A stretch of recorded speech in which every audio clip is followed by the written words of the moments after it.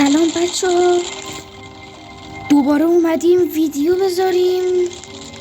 این دفعه هم از 99 شب، ولی این دفعه جم رایگان خبر نداریم. نمیدونیم که جم رایگان بازم میتونیم بهتون بدیم یا نه. اگه میشد ما بهتون جم رایگان میدادیم، کد یا گیفت میکردیم بهتون، ولی فعلا نمیتونیم بنا به دلایلی. این دفعه میخوایم بهتون یاد بدیم که با هر رنج الماسی چی بخریم. ویدیو قبل که 30 تا جم داشتیم، یه 25 تاییه که 2 ستاره است، ولی 2 ستارهش به درد نمیخوره. یه هیچی داره، ولی این با اینکه یه ستاره است یه چراغ قوه داره. آپگریدش کنی بهت یه سوپ میده.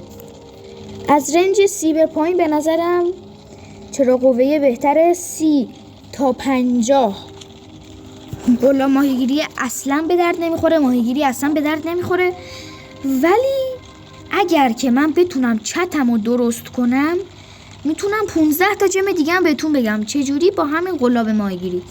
اگر لایک های این ویدیو به 3 تا برسه اینو بهتون یاد میدم. حالا داشتیم ادامه دادیم. به رنج 30 تا 50 بانداجی همه خفن‌تره. 50 تا 70 اینکه 18 تا آمو داره، یه چراغ قوه داره، یه تفنگ.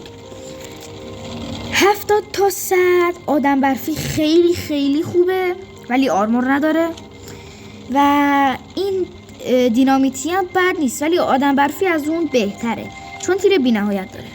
حالا رنج 100 به بالا، اینو با ریدا، این چکشه رو پودکر رو میتونید با ریدا به دست بیارید.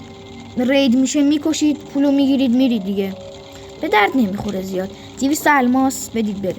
اینو من اطلاعات کافی ندارم ازش، شاید همون نور بهمون میده، نمیدونم، اطلاعات کافی ندارم، ولی اطلاعاتمو جمع میکنم بهتون میگم. آقا تو 600 تا جم داری، چرا میری اینو میخری؟ چرا میای ایلینو میخری؟ چرا میای مثلا اینو میخری؟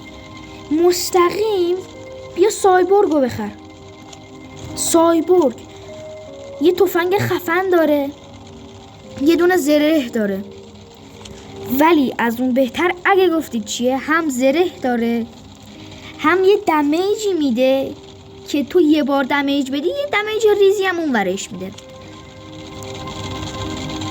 این اگه گفتید اسمش چیه، اینو داخل کامنت ها به من بگید اسمش چیه، من خودم میدونم اسمش چیه. داخل کامنت ها بگید اسمش چیه. و اینکه این خیلی بهتره. چرا؟ چون یه داس آتیشی داره، میزنی دمیج دیگه به هیچ کاری نداری، اون آتیش یه دمیج ریزی بهش میده. لطفاً برای ویدیو هم کامنت و لایک بذارید تا ویدیو بعدی. فعلا خداحافظ.